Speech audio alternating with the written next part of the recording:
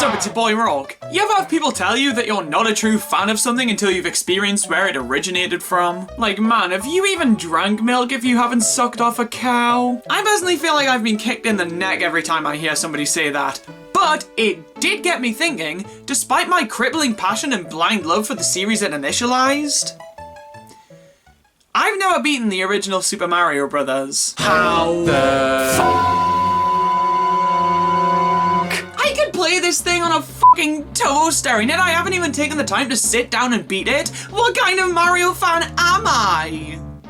A Mario fan who respects his own time. I'm sure the fan management committee will give this one a pass. I'm sure I'll be fine. Son of a bitch. I can't take this! I can't deal with people not thinking that I'm a Mario fan. I have lonely to be, and I won't be that if people don't know about my obsession with a fictional plumber! So just to make sure nobody has any doubt that I have no life, I'm taping this controller to my hands, and I'm not moving until I've beaten this game. My virginity's at stake here! Yes, I am doing this. This is not a joke. This needs to happen. Nintendo as a company have been around for longer than most marriages, being established in 1889 and still going strong over 130 years later. But for a lot of their history, they've struggled to make ends meet. Nintendo has dipped their toes in a damn good number of markets, purely because they were never really able to find a steady footing in any of them. Taxis? Why ever not? Sex hotels? Yeah, who wouldn't want to be conceived with the help of the guys who made Geist? Toys? Okay, please tell me you're seeing a connection here. Of course, now we know that Nintendo eventually found success in the video game industry, and would spend a lot of their time sitting pretty at the top of the hill. But even in the video game industry, it took a while for Nintendo to be accepted by the masses. Want proof? Well, stop me when you hear an arcade game that you care about. Wild Gunman, EVR Race, Computer Othello, Space Fever, Radar Scope. Notice how you didn't fucking stop me? All of these games flopped. Big time. And it seemed like it was time for Nintendo to throw in the towel. Radar Scope was such a catastrophic failure that Nintendo had so many arcade cabinets left over. They had hit absolute rock bottom. Well, we have nothing to lose at this point. We may as well make a new game and repurpose these cabinets for it. Fucking finally! Donkey Kong was Nintendo's first true success, introducing the world to two of the most iconic fictional characters of all time, plagiarism and Jumpman. After this game, Donkey Kong began to see sequels, and the character would eventually expand into its own series. So what if we took Jumpman and did the same thing? You. Alright, that obviously throws a spanner in the works, but that's fine. If we play our cards right, not only can we still spin Jumpman off into his own series, but we can also create a console that revitalizes gaming and gets the industry back on its feet.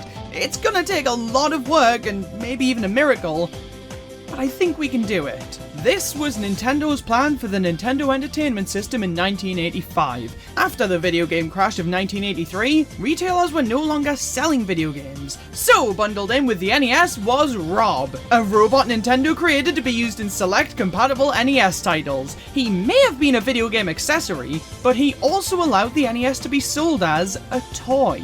This meant that the console was able to get into consumers' hands, and once it was there, they would be kept coming back by the other two games packed in with this system: Duck Hunt and Super Mario Bros.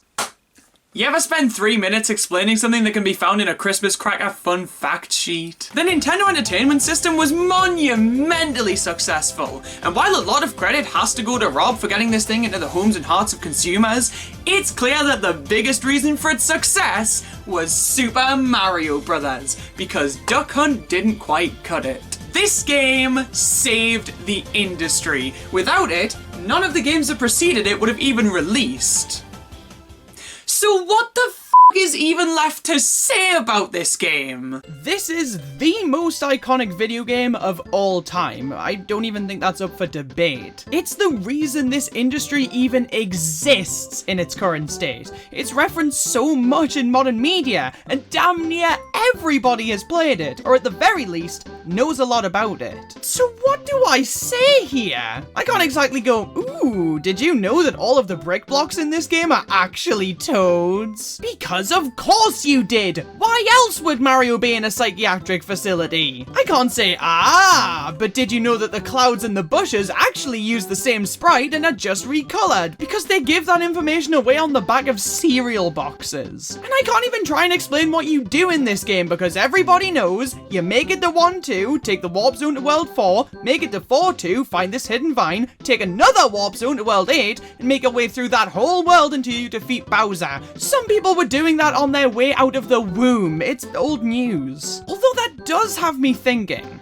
how many people have actually sat down and played through all 32 levels in this game? Because even if some people aren't aware of the World 4 Warp Zone, everybody knows about the World 1 Warp Zone. And when you know it's there, it's really difficult to just not use it because honestly, why would you do that? Well, I have no idea how many people have played through all of this game's levels, but I do know that number's about to increase by 1. So, Super Mario Bros. Starts out where any Super Mario Bros. Would. World 1-1. The most well-known level in all of gaming, and generally considered to be where game design peaked. That's fucking bleak, man! We have 31 levels to go! World 1-2 is the level that I'd personally consider to be the most important in the game, however. As while 1-1 explains to the player exactly what to expect when beating a Mario level, 1-2 shows them how to tell those expectations to go fuck themselves with the Warp Zone. But I'm on a strictly Warp Zone-free diet, so I'm gonna take the normal exit. This feels dirty. Now that we've passed the only 2 mandatory levels in the game, we're introduced to... who? World 1-3. I mean, it's a good level, but compared to the 2 before it, it's pretty forgettable. Even if it has one of my favorite visual themes in this game. Granted, that's not saying a lot.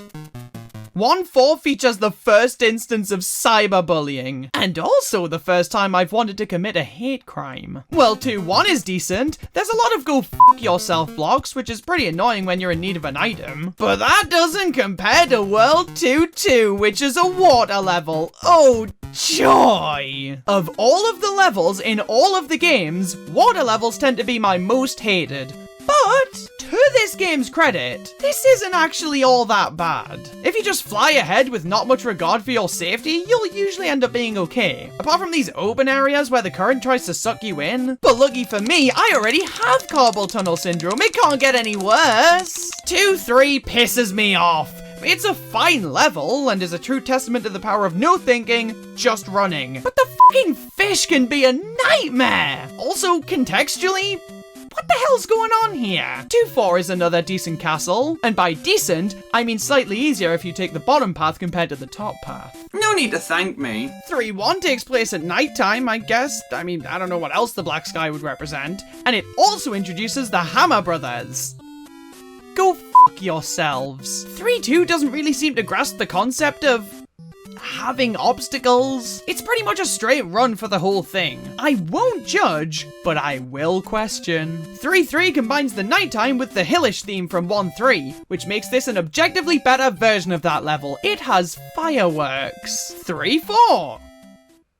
Well, it has these firebars to jump over, but that's about all it has going for it. 4-1 substitute actual things in the level for a single Lagartoo. As somebody who enjoys not having to give a shit, thank you. 4-2 tries to recapture the magic of 1-2 and isn't really successful in that. It also has a second warp zone that is very easy to accidentally make it to. Well, 4-3 looks at mushrooms, red Koopas, and moving platform and says, imagine if this was a level. 4-4 is a maze with absolutely zero indication of where you're supposed to go. If anything, it completely baits you by having Bowser's fire come from the middle, which suggests that's where Bowser is. But no, he's in the bottom. Whoa, spoilers! Oh, and also, this level looks like the devs vomited onto a tile map and called it a day. 5-1, we're halfway there. This level has a star near the very beginning, which makes the entire rest of the level fucking irrelevant. 5-2 is a really good level. It has trampolines and buzzy beetles and a moment that makes me wish tombstones could play video. This is how I should be remembered. 5-3 6-3 has bullet bills constantly firing from the right-hand side of the screen. Mario, I told you not to jog through the shooting range. 5-4. It's easier to go on the higher path than the lower one. My life is a lie. 6-1. Look, I hate Lagatus as much as the next guy, but you can have more obstacles in a level than just one of them. 6-2 has a lot of pipes and a lot of plants. I feel like I'm in a garden center. Oh, it even has beetles. Ooh, 6-3 introduces a new color scheme by actively de-introducing every other color. It's black and white and f***. 6-4 couldn't even be bothered to be an original level. It's just one of the other castles but spray painted white. And Bowser has hammers now. Fuck you. 7-1. We're almost there. Now this is what I call an engaging level. Tons of paratroopers and bullet bills and hammer bros, but not laid out in a way that makes me hate it. It just makes me dance on a pipe. 7-2. We're swimming again. My prayers have been answered. But God is really sadistic. 7-3, it's the fucking fish level again! What does this level do to stand out from the other level? Well, him. 7-4 is another maze, but with the fun twist of being worse. Each one of these platforms counts as a different route. Who hurt you? Final world, 8-1. This level feels way too easy to be the 8th first level in the game. Shut up. 8-2 is considered to be the hardest level in the game. How? I mean, yeah, it's no 8-1, but it's not that bad. If anything, it's just fun to race the bullet bills to the end of the stage. You should try out running bullets sometime. I'm sure it'll work out great for you. 8-3 is one of the most satisfying levels to get a good run on. And if nothing else proves that this game isn't difficult, this level does. Just run. Always just run. You'll be completely fine. I feel this for all of the levels in this game. It makes the most sense to try and be logical and methodical when trying to beat them, but 99% of the time, just making a dead sprint for the end is the best way to approach them. And it's for that reason that I ask, how can this game be considered hard? You're rewarded for not taking your time and thinking things through. It's beneficial to be brain dead. But some people think this level is on par with 8-2. Is it because of the platforms at the end? Because, honey, I don't know how else to tell you this. These are the same damn thing. It's all about perspective. From my perspective, you're a bitch. And from your perspective, I'm right. And finally, 8-4. It's another fucking maze. And it makes you swim. And there's jumping fish. Just gimme the damn princess. Well, I did it. I beat the original Super Mario Brothers. As God intended. As the first game in its series and fundamentally the only reason Nintendo is a thing nowadays, I have an immense appreciation for this game. But as a game on its own, it's still really damn good. It's honestly weird to say that this game has aged well because it hasn't, but the gameplay still holds up compared to even the most recent 2D Mario games. Hell, if anything, there's a level of precision here that those games just don't offer. And compared to the greater Mario series, I enjoyed this game more than Mario Kart Tour, so take that for what it's worth. And now that I've beaten the game, I can play it again in hard mode, where I get to choose which world I start in. So if I was a fucking creep, I could start the game in World 4. Hello? You've proved yourself worthy of being called a true Mario fan today. Welcome back. Oh, thank God! You have no idea how happy that makes me. In fact, that makes me so happy that I'm gonna play the game again and start in World 4! Whoa! Wait a minute. Why would you do that? Because I'm a fucking creep, that's why! Hey, what's up? It's your boy, Rawk. It's not possible. It can't be done. This isn't something you can avoid. It's an inevitability. This topic can't be discussed without asking this question.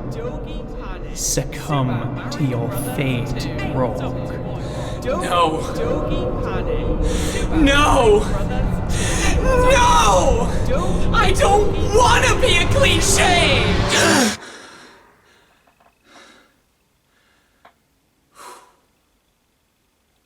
Hey, what's up? It's your boy Rawk. I just had the craziest dream. I was becoming a cliche, and we all know that that's not possible. I don't think the Metroid Prime Federation Force is a good video game. Did you know that Super Mario Bros. 2 is Doki Doki Panic in Japan?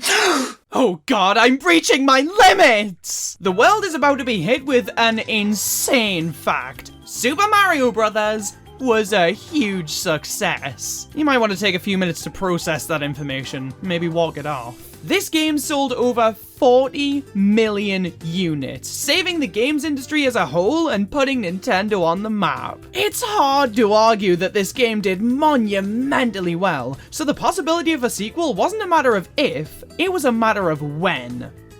And so begins the trauma. As we all know, Super Mario Bros. 2 is a different game depending on where in the world you live. There is a reason for that.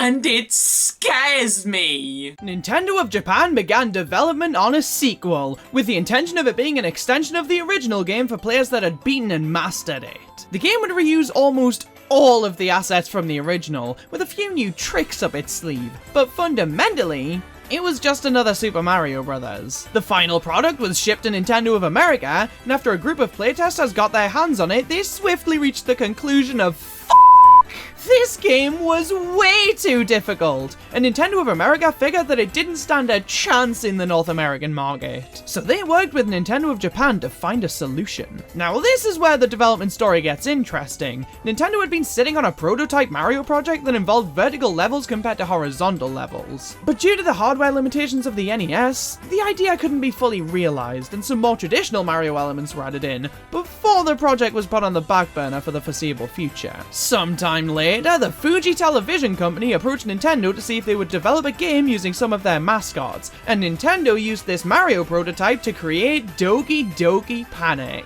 After the whole Mario 2 debacle in the States, Nintendo decided to allow Doki Doki Panic to become what it was always supposed to be. They took this game and turned it into what the rest of the world would come to know as Super Mario Bros. 2. So, did you know that Super Mario Bros. 2 in Japan is not Doki Doki Panic? Super Mario Bros. 2 is Super Mario Bros. 2. It's insane to me that that's a clarification that needs to be made. But despite this, Super Mario Bros. 2 is still two completely different games. There's no getting around that. So instead of succumbing to the tropes of Super Mario Bros. 2, let's take a look at both versions of this game and see which one ends up being the better of the two. For the sake of simplicity, I'm going to refer to these two games the same way Nintendo generally does. I'll call the one that the Americans couldn't handle Super Mario Bros. The Lost Levels. And I'll call the funky as hell one Super Mario Bros. USA. Which means that neither of these games win. If they can't decide which one gets to be Super Mario Bros. 2, then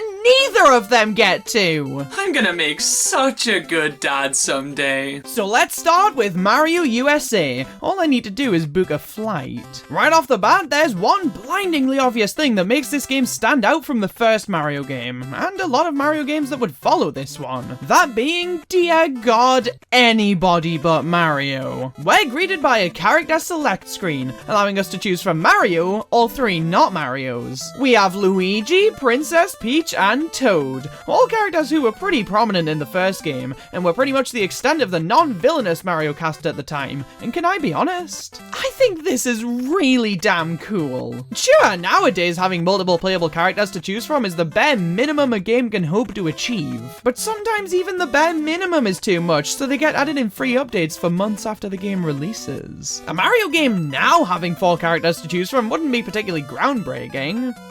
But this was the second game in the series. Does nobody else think that's really neat? As soon as Mario's second game, Nintendo were already making an effort to expand the Mushroom Kingdom cast.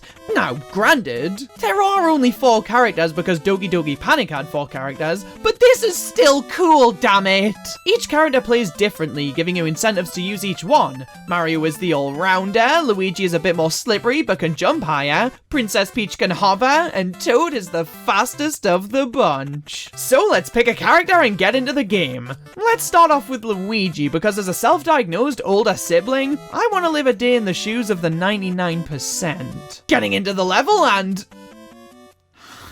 Opinions! We all have them, and I'm no exception. I don't know if I'm a huge fan of how this game plays. It's not that it's bad or anything, it's just that the controls are a lot more loose than they were in the original. Now I know you must be banging your head repeatedly against your nearest local table after hearing that. I know, I'm playing as Luigi right now, but even if I switch over to Peach or Toad or bitch basic vanilla ice cream Mario, there's still a certain level of precision that these controls lack. It's definitely something that you get used to, don't get me wrong, but I still think I prefer something closer to Mario 1. Now the level design in this game is pretty damn solid. We have our typical horizontal Mario affair, but we also spice things up and take our relationship to the Y-axis with vertical levels. We also have a lot of sub-areas that are accessed through doors, and all of these different types of environment blend together quite nicely. All of the different visual themes in this game are a big step up from the original game, and would end up initializing what we'd come to expect from Mario theming later down the line. Grass World, Desert World, Water World, Ice World! The horror! By almost all accounts, this wacky Mario sequel that was born from an entirely different game would go on to act as a fundamental basis for all future Mario games. Apart from maybe that. Now this game doesn't feature any returning enemies from the original game, which is pretty bizarre to me. But we are introduced to series staples such as Shy Guy. I adore Shy Guy. He would go on to be in Mario Kart, Mario Tennis, Mario Party, Mario Strikers. But I'd prefer it if he was in a morgue. So let's do what we've always done and crush his skull. What the fuck? Stomping on enemies doesn't kill them. I repeat, stomping on enemies doesn't kill them. This is not a drill, people! This is fucking insanity. How am I supposed to defeat enemies? Never mind, this is amazing. Super Mario USA sees you picking up and throwing enemies as your primary form of attack. Pick up a Shy Guy, throw it at another Shy Guy. The way it's meant to be. You can also pull things up from the ground, such as turnips, mushrooms, and bombs. This gives Mario USA a very unique combat system for a Mario game, and it's actually pretty fun. Speaking of combat, unlike the original Super Mario Bros., this game actually has bosses. We have Birdo, who would go on to be a Mario spin-off mainstay, kind of. We have a mouse, a snake, an entire fire. But of course, we finish the game with Bow. Who the fuck invited you here? The main antagonist of this game is Wart, the same main antagonist as a witch's nose. So, that's a grand total of every enemy in this game having nothing to do with the established Mario universe. But why on earth is that the case? The biggest cop-out in all of gaming, that's why! The events of Super Mario USA were all just a dream.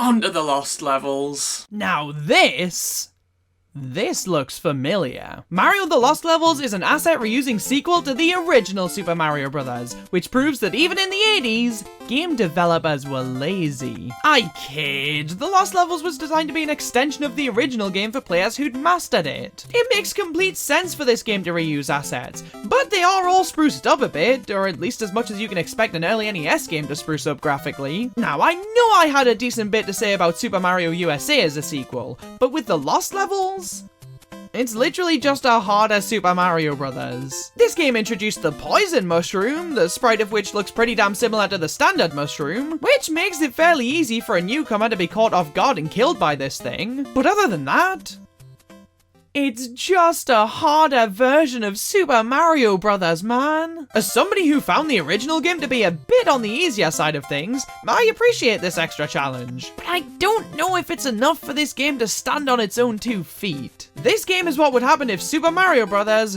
Just kept going. And because of that, it's fine. Super Mario Bros. 2 is a fascinating game to talk about. Or rather, they are fascinating games to talk about. They're 2 sides of the same coin, but they're so different in every conceivable way. Both of these games are incredibly enjoyable, and they both feel like they're worthy of being considered the true Mario sequel. But at the end of the day, there can only be one. I think the best way to look at this is, which of these 2 games influenced the series more? And, spoiler alert, there is a correct answer. Super Mario USA introduced Birdo and Shy Guy, redefined the limits of a Mario level with vertical segments, and introduced characteristics of the main cast that would go on to become staples of their characters for the rest of the series' history. Meanwhile, the Lost levels introduced poison mushrooms. And the series has never been the same because of it. So there's only one question left to answer. Which version of Super Mario Bros. 2 is the best?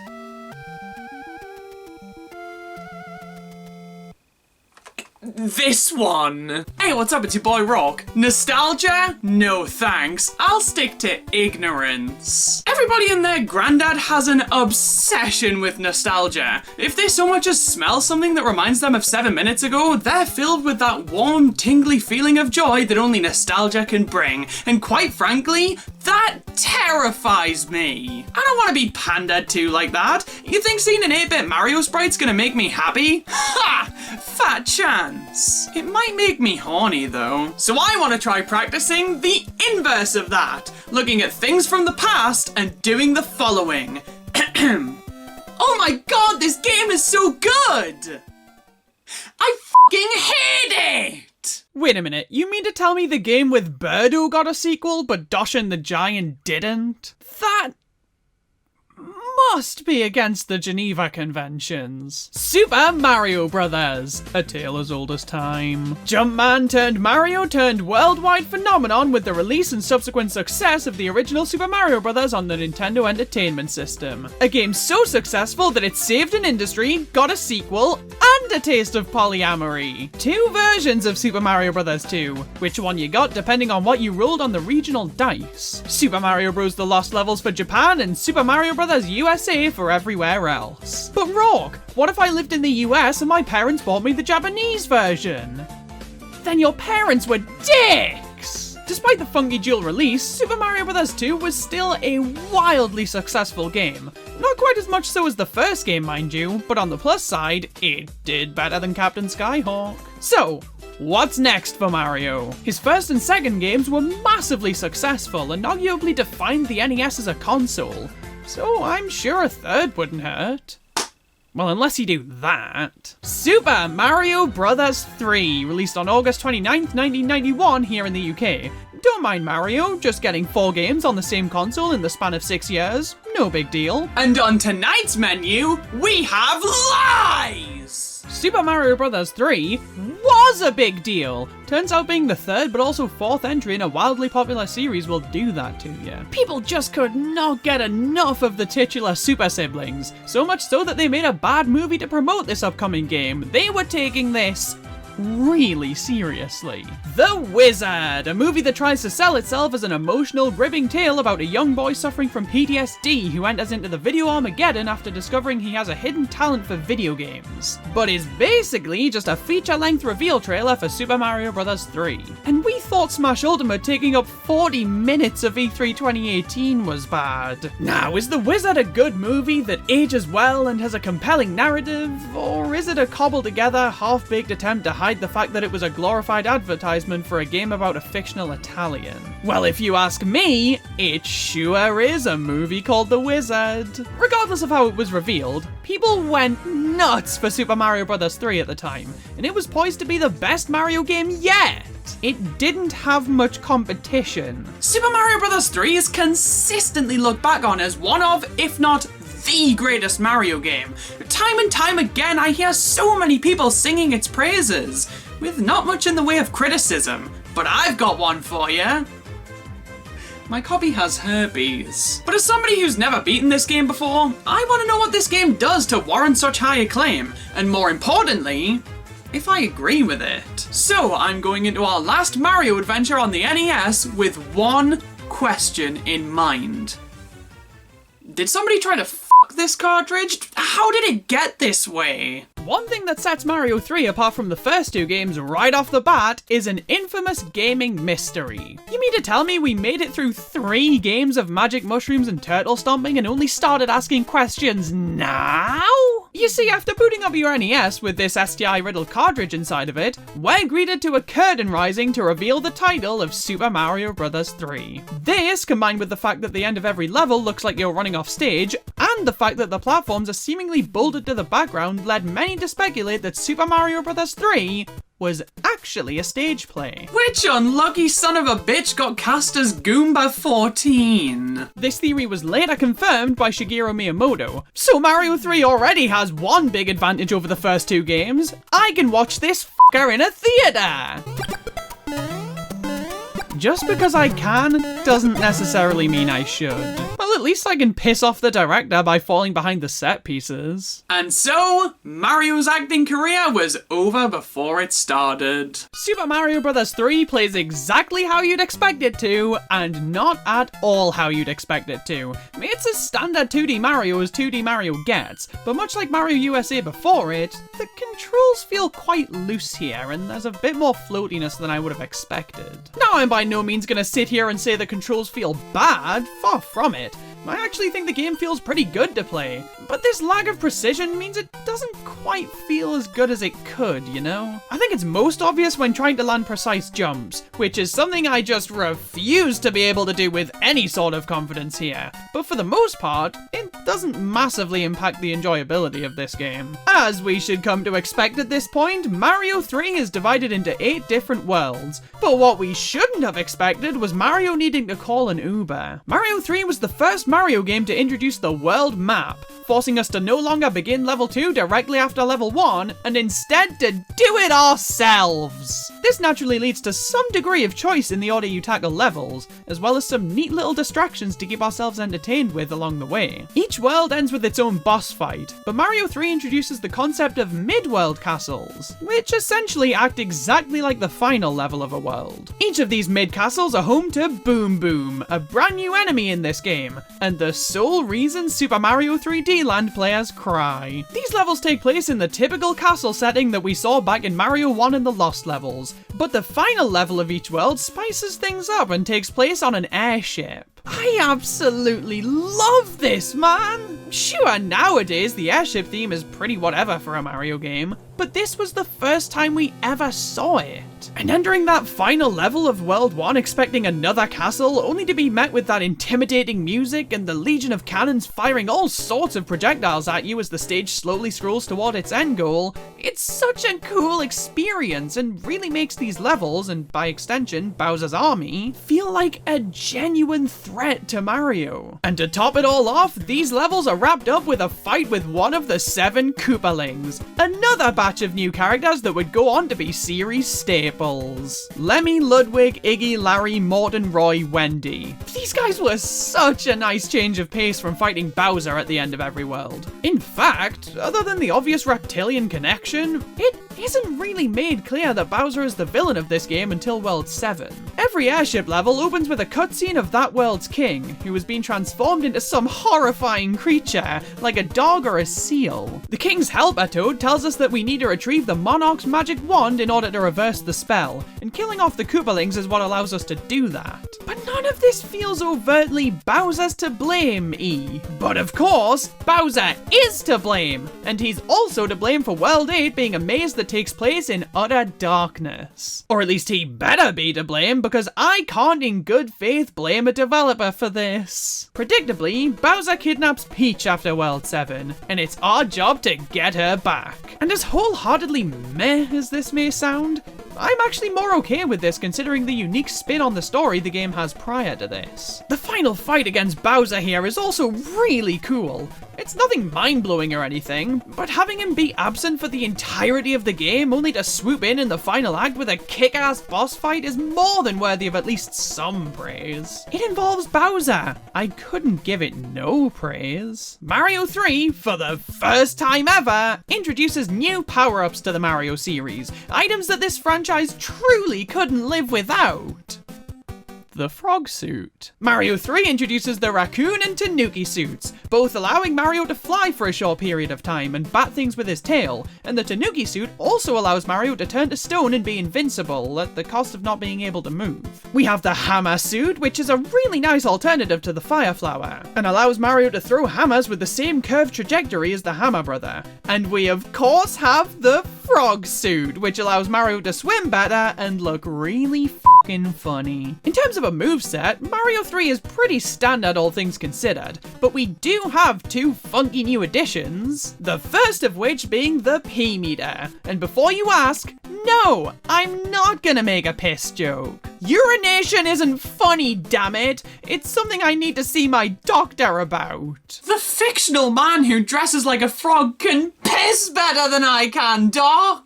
This meter is what allows you to fly while using the raccoon and tanuki suits. The more you run continuously, the more the meter fills, and once it's full, you can take flight. And if you don't have either of these suits, you can get an extra big jump, and a side order of disappointment. The second new move on offer here is the ability to pick things up. Now, ain't just a tick, Mario USA enthusiasts. I know that game allowed you to pick things up by standing on top of them and defying the laws of gravity and reason, but Mario 3 handles this a lot differently. Unlike Mario USA, Mario 3 lets you stomp on enemies to defeat them, like an actual damn Mario game would. Meaning you can't just pick things up all willy-nilly. Instead, we can pick up Koopa shells and bob-ombs and these glowing brick blocks that completely f*** the game up. Yeah, this leads me to my biggest problem with Mario 3. This game just feels broken. The gameplay all feels great, the music and sound are pretty good, even if slightly ruined by the limitations of the NES sound chip. But in terms of performance and polish, this game really falls short. There are graphical glitches constantly, whether it be tiles loading weirdly whenever the screen scrolls, things straight up disappearing, which only seem to happen to me when holding one of these blocks, or the game just completely glitching out. Hell, in the second to last castle in World 8, the game straight up glitched me through a wall and into the Chamber of Boom Boom.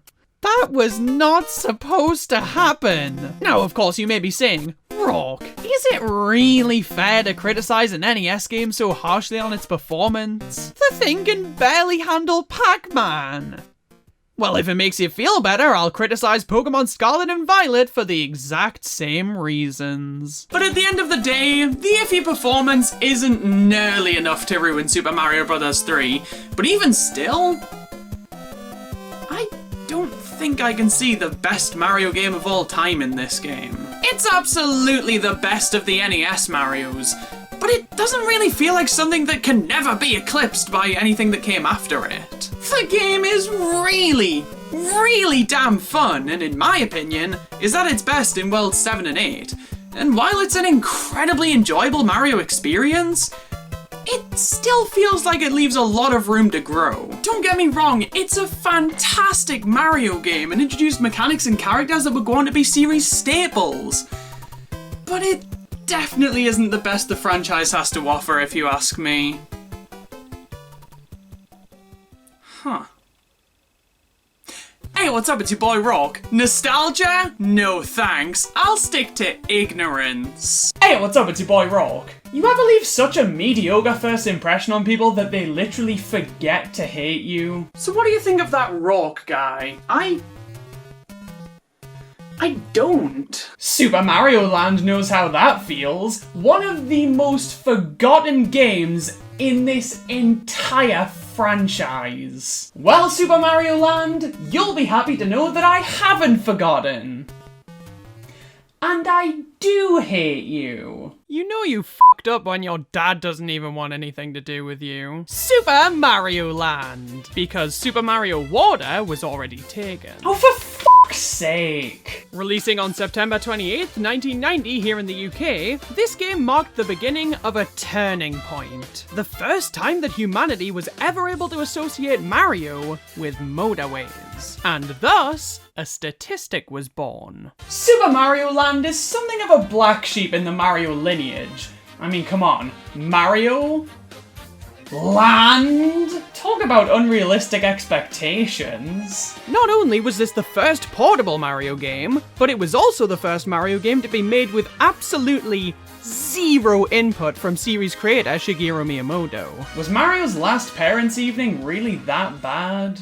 Super Mario Land was put into development when the company's wildly successful handheld, the Game Boy, was still in its fetus phase, after then Nintendo president Hiroshi Yamauchi decided that a new Mario game would have been a great way to get people interested in this up-and-coming system. So, Yamauchi approached Miyamoto to lead development on a brand new Mario game for the handheld, to which Miyamoto replied, no. But why is that? Well, the age-old scapegoat for negligent parents, of course. Son, I'm too busy. Go ask your mom. It's important to remember, the Game Boy wasn't the only system Nintendo was working on. They were also working on the Super Famicom and its early lineup. So as much as I'm sure Miyamoto wouldn't have minded working on a new Mario title for the Game Boy, he simply had too much on his plate, being knee-deep in the development of both Super Mario World and The Legend of Zelda: A Link to the Past. I wonder if he regrets that decision. Super Mario Land begins with gameplay! I couldn't even get a hello. If you were to sit down and play Super Mario Land like any modern video game, you'd have so many questions, such as, where am I? And why am I playing as a P? And even, does my cartridge have eczema? For answers to all of these questions, we need to consult the Super Mario Land instruction booklet. Good to know. Super Mario Land takes place in the distant world of Sarasa Land, ruled by Princess Daisy, the bane of my existence. My life would be so much better if you weren't in it. One day, the skies of Sarasa Land were suddenly covered by a huge black cloud. Yeah, I think that's what most people would call a rain cloud. From this cloud emerged the space monster Tatanga, who hypnotized the people of Sarasa Land and kidnapped their ruler in the hopes of conquering the kingdom. Now, what does any of this have to do with Mario? He was in the neighborhood. Stop asking questions. So Mario embarks on a quest to save Princess Daisy in this new strange land. A Super Mario Land, if you will. Sarasa Land consists of 4 kingdoms, namely being Birabuto, Muda, Eastern, and Chai, and all of these kingdoms are home to, well, nothing holy, that's for sure. Super Mario Land introduces a ton of elements to the Mario series that were never seen before or after it. And trust me, there's a good reason for that. I've got time to kill, so we might as well list them all here, starting with the 4 enemies found throughout the entirety of Sarasa Land, the natural habitat of Goombo, the most common foe of everyone's favorite game series, Supreme Martin.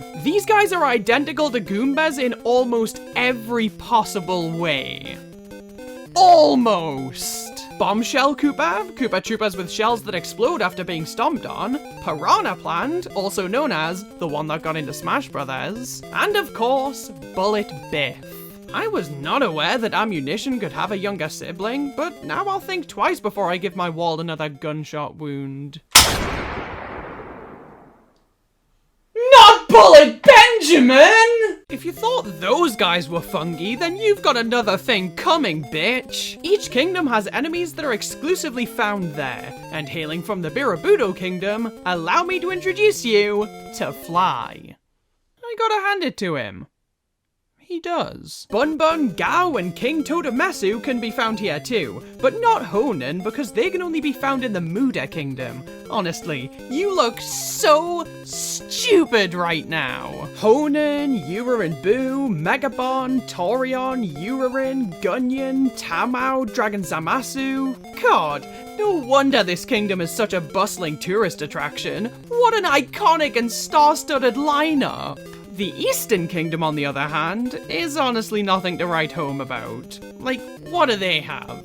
Badadon? Ganchan? Togo Togo? Su? Hiyoi Hoi?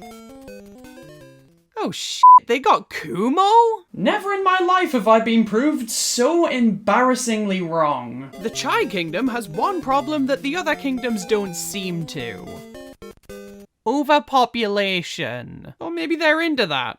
If I know. Pionbi, Pom-Pom Flower, Nyalolan, Rockaton, Chicago, Pipe Fist, Biokinton, fucking chicken! No wonder this is where Tatonga decides to hide. Have you ever fought a chicken? Of course you haven't. You're not a corpse. Not a single one of the enemies introduced in this game were ever seen again. And of the near enough 30 enemies here, only 4 of them were even loosely connected to anything the Mario series had seen before. Like, guys, I know Miyamoto wasn't involved in this game in any way, but that doesn't mean you have to stray so far from what he created previously. Hell, other than Mario and jumping, this game has barely anything to do with the established Mario series. It could so easily pass off as a game from another franchise entirely. And when Super Mario Bros. 2 is a game from another franchise entirely, how haven't social services gotten involved yet? But hey, as not very Mario-y as Mario 2 was, the gameplay was at least solid enough that it fit right in alongside Mario 1 and 3. So hopefully, the same can be said for Super Mario Land. Go ahead, ask me how this game plays. I dare you. I double dare you. I double dog dare you, bitch. It plays like...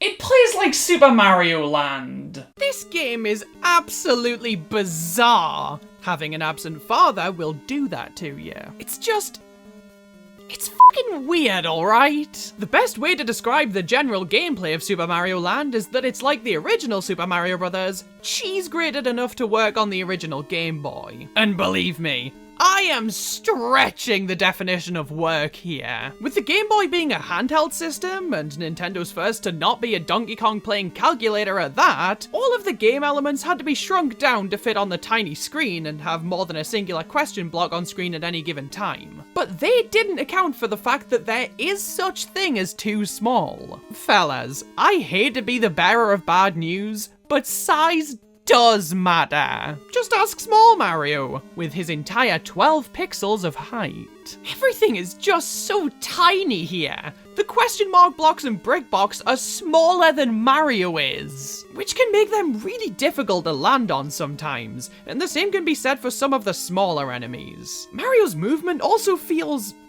really weird and imprecise. It's not an easy thing to describe, but it often feels like I tried to do one thing, and the game replies with... what? These are 2 big contributing factors to this game just being a strange one to play. The third factor, of course, being Darwinism. In my experience with this game, you need to have your Game Boy's contrast dial all the way up if you even want to be in with a chance of playing this game comfortably. But I will admit that once you've found a contrast level that the game doesn't actively spit at, it can feel pretty good to play on an original model. I still think I'd prefer to play this game on the Game Boy Advance or the Game Boy Player attachment for the GameCube, but for what it's worth, this feels good enough. So, it's our job to make it through each of the 4 kingdoms in Sarasa Land, which consists of time-tested Mario platforming with a side order of jank, boss fights, shooter levels, and beating the game in under 40 minutes. What the I've had sneezes that have lasted longer than that. What happened here? Each of the 4 kingdoms in this game have 3 levels each. That is pitifully low. This game has a total of 12 levels, the lowest number of levels in the entire history of the franchise. Look, I understand that this was a Game Boy launch title. It's for a handheld system, meant to be played in short bursts. I get it. But if you packed this game for a 5-hour car trip, you'd be f***ed a 10th of the way in. Especially if you were meant to be watching the road. Well, maybe the game is only that short if you're really good at it. After all, the back of the box mentions new challenges that make Super Mario Land the best ever. You're a goddamn liar! This is one of the easiest games I've ever played in my life. And before you ask, yes, I have played Nintendogs. This game knows no such thing as difficulty. There's an extra life game at the end of each level, and the game wants you to really try and get as many lives as you can. But why? You're not gonna need them, and if you do somehow get a game over, f*** it. You've lost 20 minutes of progress maximum. So all of these things probably add up to a game that I don't really like all that much, right?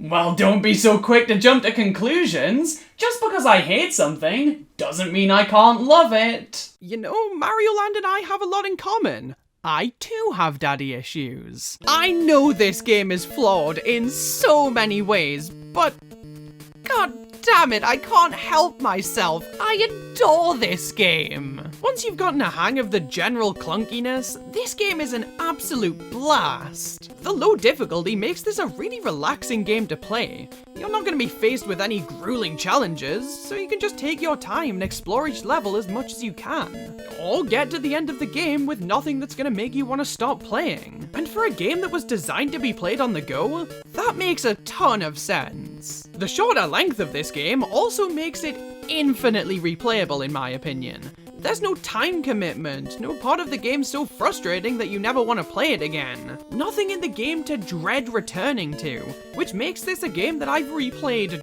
dozens of times. Jumping around this bizarro world with all of the wacky enemy designs that are never seen anywhere else, it's really damn charming and keeps me coming back to this game time and time again. The music on offer here is sublime too. I've always had a soft spot for the Game Boy sound chip, and Super Mario Land has some of the most iconic tracks to ever grace the system. I mean, for Christ's sake, they got the fucking can in this game. Can't wait to hear that in the next Mario Kart. Nothing in this game is what you'd expect it to be. You expect Goombas? F*** you. Goombos. You expect Princess Peach? Can I interest you in a lobotomy? At the very least, you expect to see the Fire Flower? Well, you get a flower.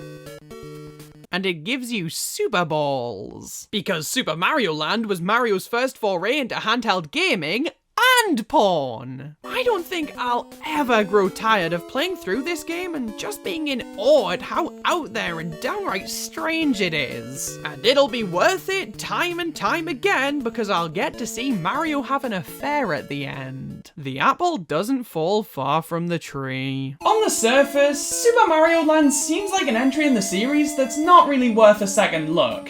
It's clunky and archaic and features very little that makes it recognizable as a Mario game. And while that's true, those are the reasons that you should give this game a second look. Super Mario Land is endlessly weird and unapologetically bizarre, and yet I find myself endeared to it. It being as crazy and out there as it is really charming to me. And while it's not my favorite Mario game, not by a long shot, it's one that I will never turn down an opportunity to play. Oh shit, I did forget to hate this game. Hey, what's up, it's your boy Rawk. Super Mario Land started the naming tradition that the series would become so attached to of Super Mario Blank, replacing a straight up entry number with such fun things as words. And this format had and still has so much potential. You could name something Super Mario Ice Cream, or Super Mario Toaster, or Super Mario Radiator. Or you could just go with Super Mario World. People always talk about trying to inhabit a different planet, while I'm just sat here going, By the release of Super Mario Land on the Game Boy in 1990, it was abundantly clear that the Super Mario Bros. Series had become an absolute titan of the games industry, easily able to captivate millions upon millions of players with its wondrous, whimsical worlds and characters and the solid foundation of gameplay they were built upon. By now, it was impossible to imagine a Nintendo system releasing without a new Mario game. And with the imminent release of the Super Nintendo Entertainment System, it was fair to expect a new Mario game to follow shortly after. At the same time can be shortly.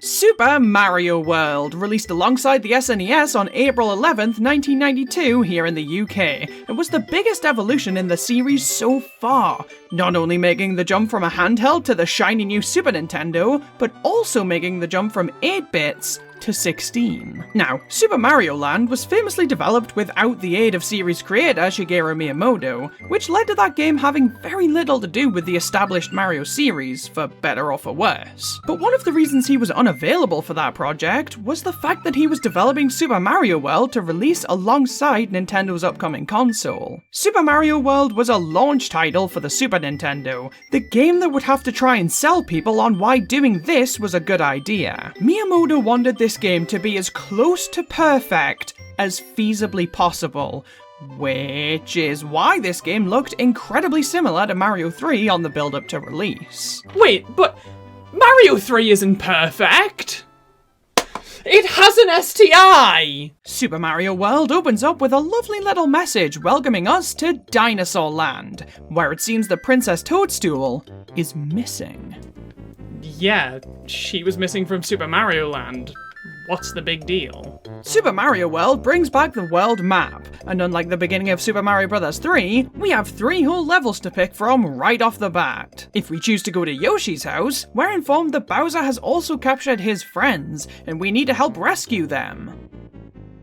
Wow, you're really just gonna brush over the introduction of a brand new character like that, aren't you? With that, we have our objectives. Save Yoshi's friends and the princess by taking down Bowser and his fleet of enemies in this Super Mario World. In terms of gameplay, Super Mario World does quite a bit to switch things up relative to what we should be expecting of a Mario game by this point. It's definitely built closely on Super Mario Bros. 3, with running and jumping working as normal, a second stage run activating when you've been running for long enough, which can lead to a higher jump and activate certain abilities with some power-ups, and the ability to pick things up at a moment's notice. It all feels very familiar, but this game is so much more refined than Super Mario Bros. 3. The controls are so tight and responsive. There's an intoxicating flow to the gameplay that feels so natural. After a couple of worlds, Mario's abilities become second nature, and the controller begins to just melt into your hands and become one with your instincts. It's not perfect, but it's damn close. The main new move on offer in this game is the spin jump, activated by pressing the A button, and as mundane as this sounds, it actually offers a lot of utility. There are a lot more spiked foe in Super Mario World compared to previous entries in the series, and the spin jump allows Mario to bounce off of them without taking any damage. This doesn't defeat them, but it can offer an alternative and sometimes more optimal solution to some platforming challenges. When Mario is anything other than small Mario, the spin jump also allows him to break through these yellow blocks, which can open up new paths. The spin jump only has one real downside, in that once you've activated it, you don't stop spinning until you've reached solid ground, which can be detrimental, but can also be quite beneficial. It's a great addition to Mario's moveset. Now let's back up a few paces and discuss the fact that Super Mario World was the very first game to feature Yoshi. Yoshi can be found throughout a number of levels in Super Mario World, and acts as a companion to Mario on his adventure through Dinosaur Land. He has the ability to eat enemies using his unnaturally extendable tongue, which defeats them instantaneously, and he also has a pretty interesting relationship with Koopas. Throughout the levels in this game, there are Koopa Troopers with different coloured shells, green and red returning from previous games, and the new additions of blue and yellow shells, and Yoshi gains certain abilities by having a shell of each colour in his mouth. Green shells can simply be spat out to act as a projectile, but red shells allow Yoshi to spit 3 fireballs out, blue shells allow Yoshi to fly temporarily, and the yellow shell allows Yoshi to create mini earthquakes whenever he lands from a jump. Each of these offer a decent bit of utility, and are limited enough to not feel overpowered, but if you're in the club that feels you don't get enough time with these abilities, then fear not. out, because you can unlock red, blue, and yellow Yoshis later on in the game that get these abilities regardless of what colour shells are in their mouths. Now, the addition of Yoshi is fantastic from a gameplay standpoint, as he adds a lot of variety, especially if you're able to keep him until the end of a level and bring him on to the next. But to me, his inclusion means more than that. Yoshi is merely a small part of something that really sets Mario World apart from the rest of the series in my eyes. Just how damn unique this game is. Super Mario World does not take place in the Mushroom Kingdom, and that couldn't be more clear throughout. Every single element of this game is different than in games prior. It's all familiar, so as to not make it feel entirely separated from Mario like Super Mario Land did, but it presents things in such a thoroughly new way that makes them feel distinctly Super Mario World. The Goombas are back, but not as you'd expect, as when you stomp on them, they aren't defeated, but rather flip over and can be used in a similar way to Koopa shells. Brick blocks are kind of back, in the form of these yellow blocks, but hitting them causes them to spin around rather than causing them to break, and this allows you to jump up or down through them for a short period of time. Koopa Troopers are back, but instead of retracting into their shells when you stomp on them, they come flying out, allowing them to continue on as an enemy without their protective casing. And on top of that, Super Mario World introduces a wealth of brand new enemies. Monty Moles, Chargin' Chucks, Banzai Bills, the Rexes, the Resnors, and so many more, including the first ever appearance of Boos in the Ghost House stages that are also new to this game. And that's just one of the new level themes on offer here. There's the typical grassy stage, but it has its own flair. There's lava caves, there's the Chocolate Island theme, there's jungles, and they're all brought to life by this game's stunning art direction. Every single set piece is gorgeous, featuring some of the nicest pixel art I've personally ever seen. It's cartoony and stylized in the perfect way that gives this game such a charming whimsy. And each of these levels and themes are tied together by a sprawling, interconnected world map, where one world flows into the next so effortlessly. It's a somewhat minor detail in the grander scheme of the game, sure, but it's one that I adore. And all of this is wrapped in a neat little bow by the level design itself, which is absolutely outstanding. Some of the greatest platforming stages I've ever played, not just from Mario, but in general. Each of the levels are really distinct and unique. They all have gimmicks that don't outstay their welcome, but are around long enough to feel impactful. And the way the levels flow from one to another, it's so damn good. Genuinely, the only area I can think that Super Mario World suffers in is its power-ups. The game only features 2 new power-ups, with 5 total. The Mushroom, Fire Flower, and Star from the previous entries return, and the game introduces the Cape Feather and the Pea Balloon. The Cape Feather allows Mario to fly, much in the same way the Raccoon Suit allowed him to in Super Mario Bros. 3. After you've reached the second stage of Mario's run, you can take flight by jumping,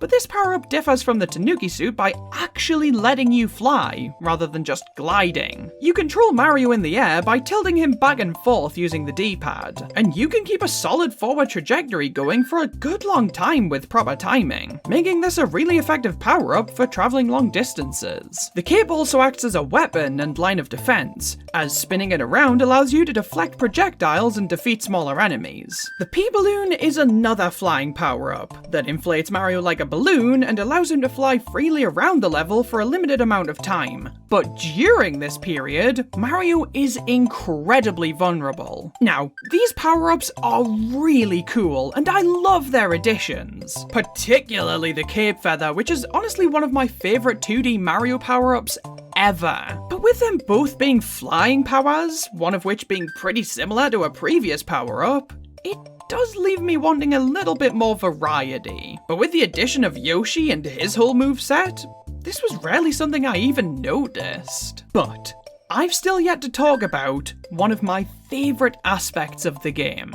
the switch palaces. Throughout the game, you can find different coloured switch palaces that, when ended, allow you to activate coloured blocks throughout all of the game's levels. On the surface, this may not seem like a very impactful addition, but I couldn't disagree more with that. By activating these blocks, the levels in the game can be fundamentally changed. They can make them easier by blocking off certain obstacles like pits, but they can also offer up new alternative routes that can often lead to secret exits. This incentivizes you to go back and see how levels have changed once you've activated a new color of block, and can often lead you to new levels that you would have entirely missed otherwise. This, honest to God, gives Super Mario World something of a Metroidvania quality to it. You're encouraged to re-explore previous areas after unlocking these different blocks, which massively buffs this game's replayability and offers an extremely novel and fun spin on the typical Mario formula.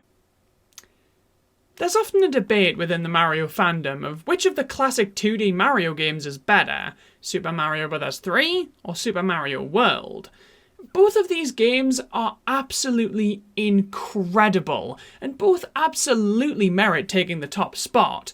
But to me, it's no competition. Super Mario World is the better game by an absolute landslide.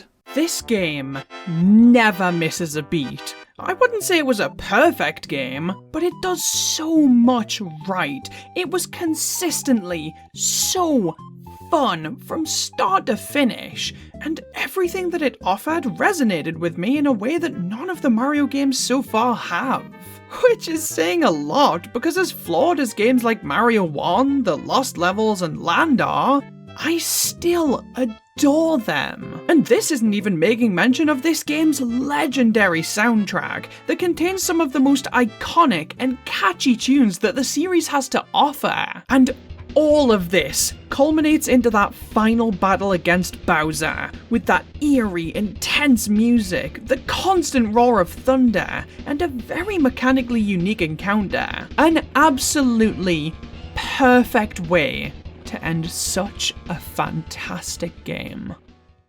Apart from that's not the end. Remember those coloured Yoshis I mentioned earlier? Well, they can all be found on Star Road, a world consisting of 5 bonus levels you can reach by finding certain secret exits throughout the game's worlds. Going in, I expected these levels to be harder than the base game, and that preconception was thoroughly put to rest when one of the levels required me to press the A button once, and then I won. No. The real challenge of this game comes in the form of the Special World, unlocked after completing all of Star Road. 8 levels of pure, tricky level design. Some of these levels really put your skills to the test and require damn near pinpoint precision, but they were an absolute blast to complete, even if I died an ungodly number of times. And that's the thing about Super Mario World.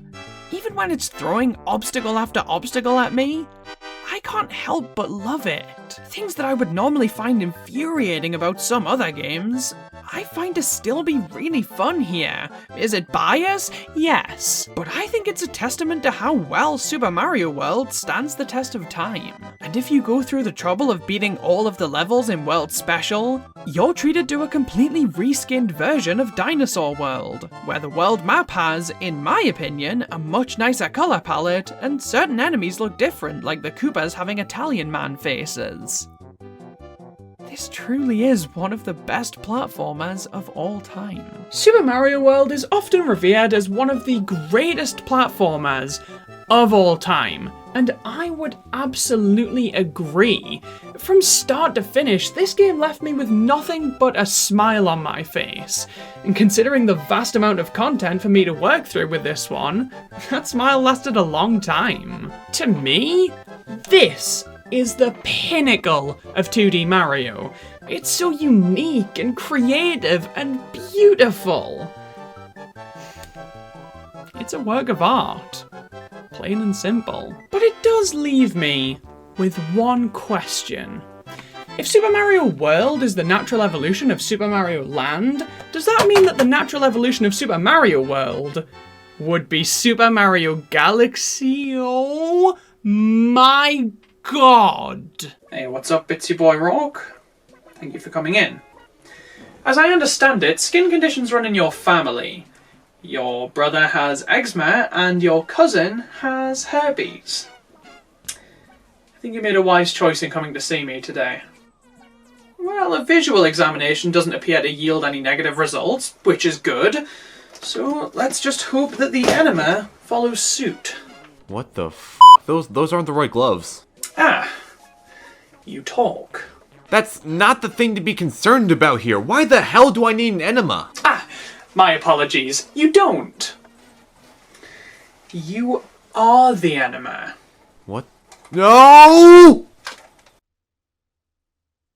26 Mario Lands! Come 1993, Mario was on top of the world. Hands down, the most iconic name in gaming, with games on all of Nintendo's consoles that ended up in the homes and hands of millions of players all over the world. Mario was the face of gaming, and Super Mario Land on the Game Boy proved that that face couldn't be confined to the living room. The idea of a handheld Mario game nowadays is like the idea of brushing your teeth. I'm not familiar. Handheld Mario games are as common as dirt, but there was once a time where that idea was still pretty fresh. But the marrying of Mario and motorways was a massively money-making move, as Super Mario Land sold over 18 million units. If there was ever a game Nintendo should make a sequel to... But Super Mario Land wasn't too far behind. And so... what do you think happened? Jesus, did I say something to upset you? Super Mario Land 2, released on the Nintendo Game Boy on January 28th, 1993 here in the UK, and was the direct-ish follow-up to the Game Boy's flagship title. This game had a pretty straightforward development story, but one thing I find fascinating is that the development team, who, by the way, were pretty much the same team that made the original, wanted this game to not be bound by the conventions of other Mario games, but then changed their mind after the first draft of the game felt nothing like Mario. And where the f*** was this mindset with the first game? Super Mario Land 2 is generally looked back on by fans as a unique, charming, if not slightly forgettable entry in the series, and is generally looked back on by me as the only mainline Mario game I've never played. Finally playing this game? It feels like the end of an era. It feels like I really need to cherish the experience I'm about to have, because after this, who knows what's in store for me. So, let's do just that. Let's make the most out of Super Mario Land 2, starting with its... cold, sad opening. Super Mario Land 2 is the first game in the Mario series to have an actual subtitle, The 6 Golden Coins. And for context as to why it's called that, we need to discuss this game's story. Super Mario Land 2 follows the tradition of most Game Boy games when it comes to the story. They don't give you any. No, you have to look in the manual. I did not sign up for any extracurricular activities. This is bullshit. Super Mario Land 2's story takes place right after the events of Super Mario Land, as while Mario was off in Sarasa Land, an evil creep took over his castle and put the people of Mario Land under his control with a magic spell. There is so much to unpack there. First of all, I did not know that Super Mario Land was an actual place in universe, and I can't tell if I love that or hate it. Leaning towards love it. Jury's still out though. Second, since when did Mario have a castle? I mean, I guess we've never really been given any idea of his living situation in any of the games so far, but I would never have assumed he had a castle. Maybe there was an ulterior motive to him saving Peach so often after all. Thirdly, the creep in question is none other than Wario. Which, side note, Don't call my celebrity crush a creep. What does that make me? This was the first time we ever met everyone's favourite garlic man, and the manual goes on to give us a little bit of backstory to the character, which I always appreciate. He had been jealous of my popularity ever since we were boys, and has tried to steal my castle many times. It seems he has succeeded this time. That is the single greatest quote from the entire franchise, and I have never said something so confidently in my entire life. Knowing that Mario and Wario grew up together is an incredible bit of insight into their rivalry, and the fact that Wario has had many failed attempts to steal Mario's house before now is just the cherry on top. Wario has scattered the 6 golden coins from my castle all over Mario Land. Without these coins, we can't get into my castle. And there we have it, ladies and gentlemen. Motivation! Now that we've got some context laid down, we can jump right into the game itself, which stands out from the rest of the series right off the bat by being completely non-linear in terms of level order. There are 6 zones in Super Mario Land 2, because even Mario takes inspiration from God every now and then. The order in which you choose to tackle these zones is completely up to you. There's obviously an intended order, but if you're in a rebellious mood, you can choose to tell the order to go f*** itself. Now, the levels within the zones, those are a pretty linear affair, as is tradition for the series. So let's jump into one and take a gander at the gameplay here. This game has a pretty traditional feel to it in the realm of 2D Marios. It's nowhere near as tight and responsive as Mario World or Mario 3, but it's also nowhere near as floaty and janky as Super Mario Land and, to some extent, Mario 2. The controls feel pretty good, as does Mario's movement. Although I will say, the game has a way of feeling really damn slow. Look at this. Does this look like a man who's running at top speed to you? Mario's moveset hasn't really evolved from Super Mario Land, which is to say, he run and jump. Holy shit! The game also brings back the spin jump from Super Mario World, but you do it by pressing down on the D-pad while jumping. This feels like a really strange move to bring back to me, especially because it's way more context sensitive here. I genuinely used it more by accident than I did on purpose.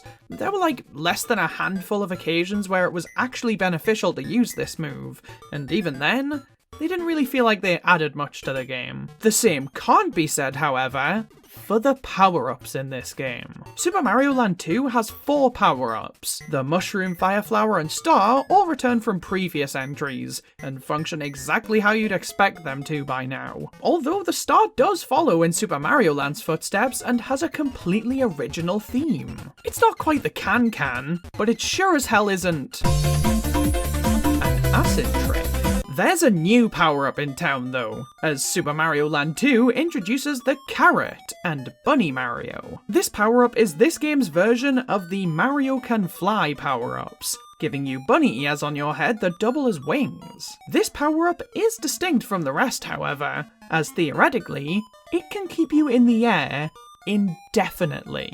By mashing the jump button, you're able to keep yourself afloat, and you'll gradually drop over time.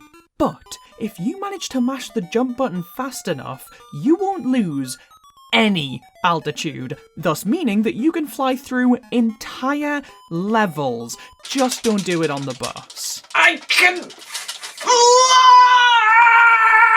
This power-up is really fun. Honestly, one of my favourites in the series up to this point. And I love the design of Mario's bunny ears. It's so cute. That is something I appreciate about the power-ups here. The screen is very monochromatic, which could make it difficult to distinguish what power-up Mario currently has. So the Fire Flower and Carrot each give Mario different hats. And while we're on the topic of visual details, look at this damn presentation! Super Mario Land 2 is a huge jump from the original visually. All of the sprites are so big and detailed and full of life. They all look great. The levels all have really distinct themes thanks to this, like a haunted house, Lego, geometry. The enemy sprites are so nice to look at too. Honest to God, you give this game actual colour, it would probably look nearly as good as Super Mario World. I'm dead serious. However, this beauty does come at a cost. The Game Boy gets this game stuck in its windpipe and dies from suffocation. There are times where it can run pretty smoothly, but if there's more than like 1, maybe 2 enemies on the screen at once, it slows to a crawl. And this can really mess you up when you're platforming. It makes a lot of sense, because this is probably the best looking Game Boy game, but it is an unfortunate sacrifice, as it does legitimately hinder the game experience. It's worth it for the visuals, but it still doesn't feel great. Once we've made it to the end of an area, we get to fight their bosses, which are all completely unique to this game, which is really cool. They all have really fun designs, and while the battles can be easy, they're also really fun. Defeating them grants us one of the 6 golden coins, which are different than the regular golden coins because they actually have purpose. Am I alone here? The game is littered with coins, but unlike any of the games that come before it, your counter doesn't reset once you hit 100. It keeps going, and there's nothing to spend them on. I maxed out my coin counter after barely even half an hour, and then just couldn't do anything with them for the rest of the game. I did eventually find this casino, where I rolled a 999 coin roulette and won 99 lives, which I guess is an incentive to collect, but I wouldn't really argue that. Anyway, once we've gotten all 6 coins from all 6 zones, it's time to reclaim Mario's castle. Dude, is this how you live? I'd seriously consider hiring a new interior designer, because this is gross. And you should really take my advice, because my home is laid out perfectly. Stair wardrobe, flap that rips the wallpaper, a door that doesn't fully open, a switch that turns on the oven that's right at the back of this fucking cabinet. I am 5'11", a plug that I cannot use. The final battle is, of course, against Wario, and this is a really enjoyable fight. It's nothing complex by any stretch of the imagination, but the fact that Wario gets to use the same power-ups we have is really cool, and made for a fight that stood out from the rest of the series. And with Wario defeated, Super Mario Land 2 draws to a close. This game has its flaws, absolutely, but I think that this is the single most unique entry in the series, even compared to the likes of Mario World and Mario USA. The level themes on offer here are so creative. The variety of enemies you encounter is insane. Damn near every level throws a new one at you, and they each add something new to the table. They're also almost all completely original designs, but unlike Super Mario Land's enemies, these guys all feel like they fit right in with the established Mario series. And in that way, Mario Land 2 succeeds where its predecessor doesn't. And most importantly of all, the level design gimmicks are some of the coolest in the series. Again, every single level, it feels like, throws a new design concept at you, only for it to never be seen again. And while that sounds like it would just leave you wanting more, I honestly didn't find that to be the case. All of the one-off concepts were used to a pretty satisfying degree in my opinion, and they definitely didn't outstay their welcome. Super Mario Land 2 is just a joy to play from start to finish. I don't think it's my favourite 2D Mario, but it is an absolutely wonderful game. And I'm so happy that I finally played it, and I can finally add it to my now completed list of mainline Mario games that I've played and loved. And as for 2D Mario, that's it. Surprise! After Super Mario Land 2, we wouldn't see a new 2D entry in the series for 14 years. And I think it's safe to say that that era of the series is a whole different beast from the classic era. The core line of 2D Mario games, it ends with Super Mario Land 2. And I tried to cherish it, but I still can't believe it's over.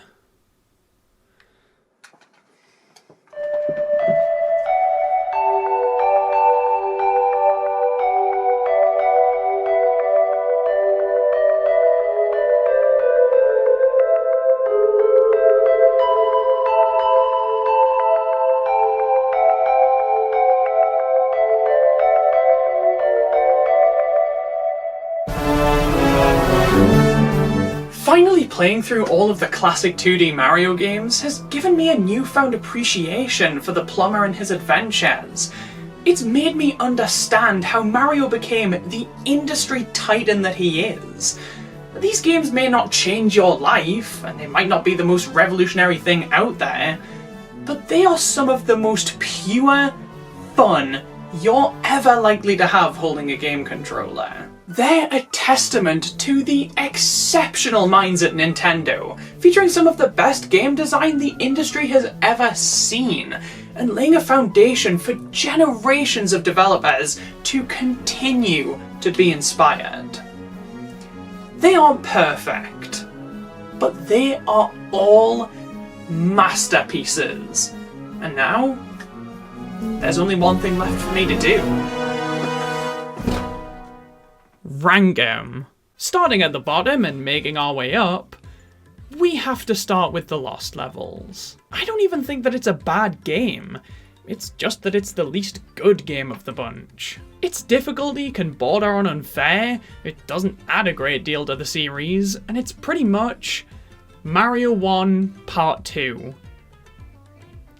Every other game in the series is better if you ask me. Next up, controversially, Super Mario Bros. It's the game that started it all. It's the reason Nintendo exists at all, and honestly, the game holds up really, really well. It's a ton of fun to play through in my opinion, but outside of its cultural significance, it doesn't really offer much to me that the rest of the series doesn't. Next, Super Mario Land. I know, it's fucking absurd to put this game above the original, but this game's clunk, spunk, and random junk, I honestly find to be really charming. It contains barely anything that qualifies it as a Mario game, and yet I can't help but find myself coming back to it, way more so than the previous two games on the list, and I always end up having a blast. Then we have Super Mario Bros. 2, or Mario USA. This is a similar situation to Land for me. It being so separated and out there compared to the more traditional entries in the series really endeared me to it. Plus, it's the only game in the classic lineup with unique playable characters. That right there adds so much enjoyability to this one. Then we have Super Mario Land 2. I wasn't kidding when I said I loved this game. I genuinely think it's one of the single strongest entries in the series. Its creativity is off the walls, its gameplay is really solid, and when you add in Wario and his and Mario's past of bitterness and one-upsmanship, it puts this game high above most of the rest for me. And now, we all knew this was coming. It's time to decide, once and for all. Is Super Mario Bros. 3 the best Mario game, or is it Super Mario World? Well, in my objective, factual, super subjective personal tier list of the best Super Mario Bros. Games, the number 2 spot goes to Super Mario Bros. 3. It's a great game, the best of the original trilogy by a country mile, and the defining game of the NES as a console. The power-ups and enemies it introduces are stellar, its music and world themes are so iconic, and the game is just a blast to play. Every moment left me grinning like a child. But Super Mario World? It takes all of those things and turns them to 11. This is one of the best platformers I have ever played in my life. Its gameplay is second to none. It's so snappy and responsive. Mario's moveset is so satisfying and versatile. The overarching theme of dinosaurs is perfect. The power-ups are the best in the series. It's the best of the bunch. But all of these games are fantastic, and I couldn't be happier that I finally played each and every one of them.